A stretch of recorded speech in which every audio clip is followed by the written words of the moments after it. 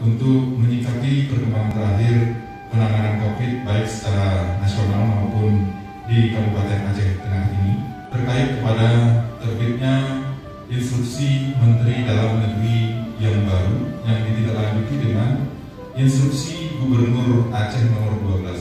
Ada juga surat edaran dari Kementerian Agama meniadakan salat Idul Adha pada daerah yang zona merah. Ini tentu kan memerlukan pembahasan bersama agar ini karena untuk kemaslahatan umat. Dan yang terakhir adalah surat edaran ataupun mungkin ini rapat internal dari Kementerian Pendidikan yang menyatakan pada mulai tahun ajaran baru ini agar dilakukan proses belajar secara tatap muka. Ini yang kita bicarakan pada kesempatan kali ini.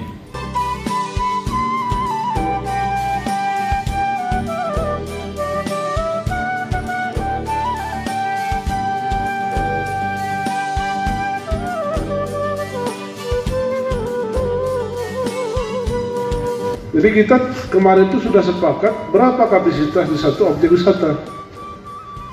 Ya 25% masuk, termasuk hotel. Yang tidak memenuhi syarat jangan kami tutup langsung.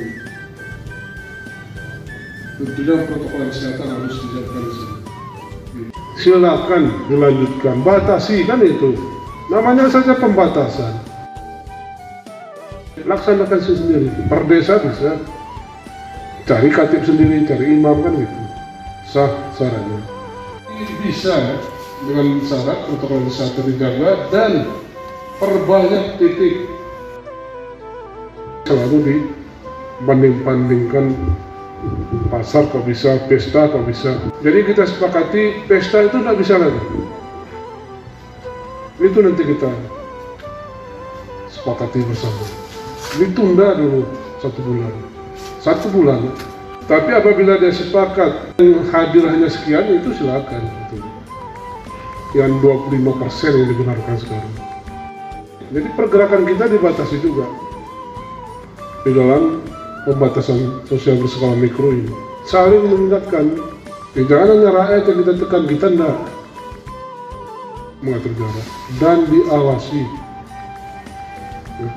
Saya melihat ya, hanya dalam lokal aja pakai ini. Maskernya, anak-anak sekolah itu di luar begitu jajan, lepas semua. Jangan ada lagi yang jual jajanan di pinggir sekolah itu. Nggak boleh lagi. Di dalam menghadapi COVID, kecemasan itu dihilangkan. Karena banyak korban COVID ini mati karena cemas.